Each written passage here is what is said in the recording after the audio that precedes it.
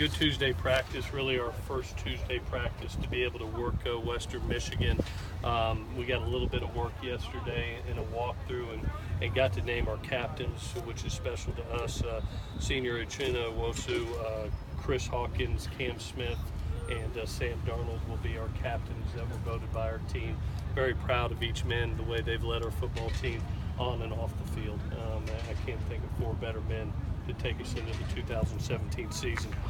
It was our first opportunity. This will be a mock game week for us, and we're acting like we're playing Saturday, so we've actually game planned the last 2 days, finalized a couple things that we're going to be doing in the game, and working it today with our team. Have been very impressed with Western Michigan's personnel.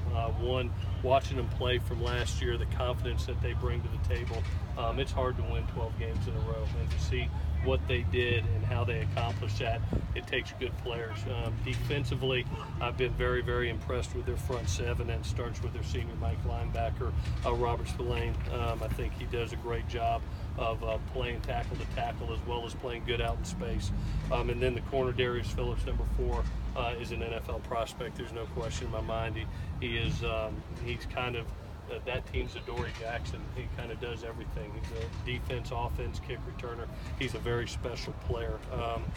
Obviously, offensively, you really got to focus on their run game with two really good backs led by Franklin and Bogan, and that run game really to take a pressure off a young quarterback who's making his first start, and they're really good at running back ball. They've got their coordinator from Indiana who has done a terrific job of running the ball in Indiana, and then obviously Coach Lester did a tremendous job at Syracuse running. So we've got to be prepared to stop a talented run game.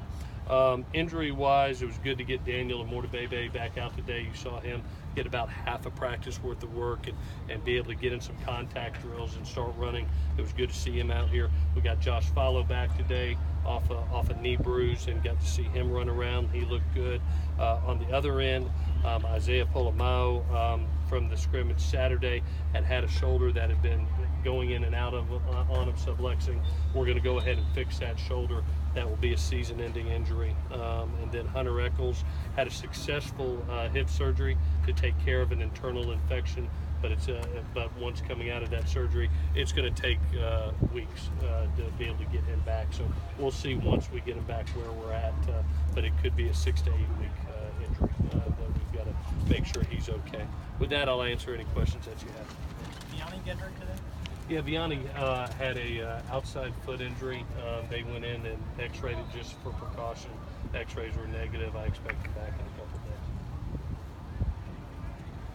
It's unusual to have just one offensive captain and 3 defensive captains. What does that say about the leadership on the team? Yeah, you look at it.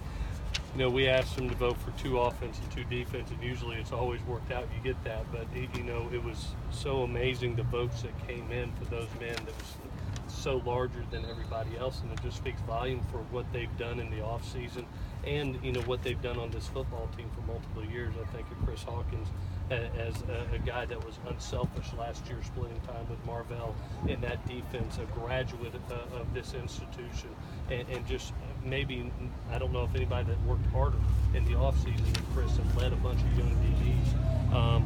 I think of Uchenna Wosu and how far he's come from being a freshman to now being kind of the rock of our defensive front. Obviously Cam Smith has been a person that now 3 years, his 3rd year here. The way he's played and conducted himself, I think, speaks volumes. And with Sam, it's something that I just think his poise, his demeanor, how he handles himself day in and day out on a consistent basis. All 4 of these guys are really consistent, and I couldn't think of 4 better guys, and it was obvious to the team based on that.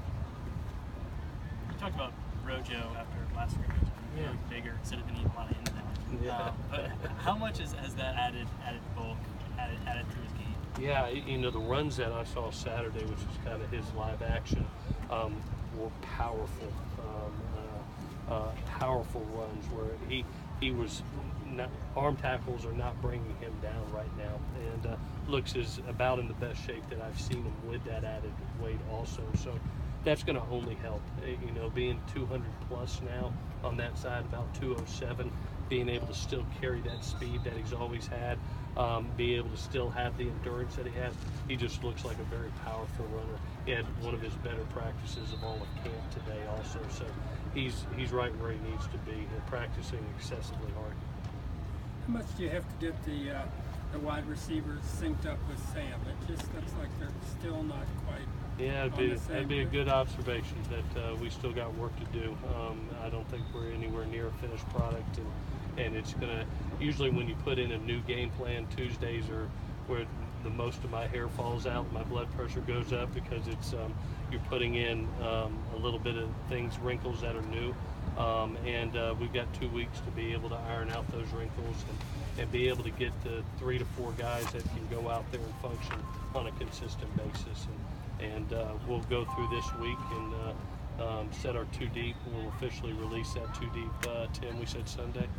Sunday we'll release it Sunday, and then we'll go to work next week and hopefully have them a little bit better than it was today. So it's still up in the air.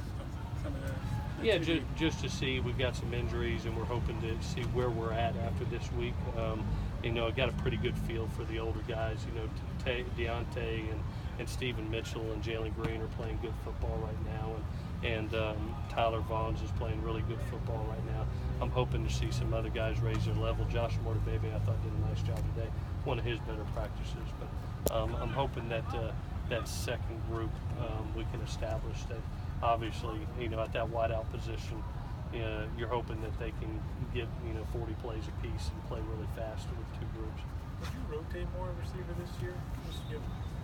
Yeah, you know, one, we have depth, but it's also about guys that can function and produce. You know, so I'm hoping that we can get 6 true wideouts that can go out there, and we're a huge 3-wide team, 11 personnel team, and when we're functioning our best, we have 2 groups of guys that can go out there, and when one raises his hand, the other one goes.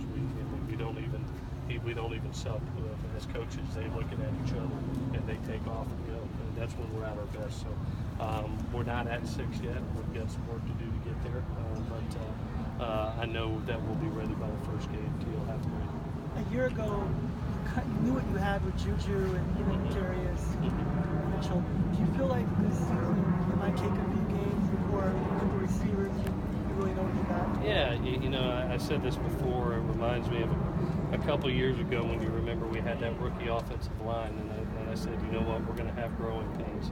It was Damian, it was Vianney, it was Toa. And it was a great class, but you looked at it and you said, you know what, they're freshmen. They're going to be out there for the first time at the Coliseum, playing Western Michigan, Stanford, and Texas, and they're going to go through some growing pains. And the good thing is we have some veterans behind them to help them and to pick them up, and that's what we're going to have to count on. Is that hopefully they make more good plays than bad. How many plays will be in the playbook, like the day of the game? It's the same that we've had since we've been here. We have a segmented number of runs, which will carry anywhere from 6 to 8 runs concepts into a game, and then we're a little bit more heavy in the pass area, just based on, we always like to be able to adjust in game. You always game plan for a couple situations or coverages that you think you're getting Scott, and then sometimes they go, you know what, we're throwing something different at you because you're SC, and you better have a plan and a capability to adjust not only at halftime but hopefully in game and after that first series. So our passing game's a little bit more than our run game. Let's do one more. So how many would Sam say have to have in his head the day of the game that he would have to know how to run? Oh, concepts. Probably 20 to 30 different concepts that we'll carry. It's the same plays, just different, at a different formations. You may see the same exact play run 3 different ways out of different formations, but it's the same concept. Okay.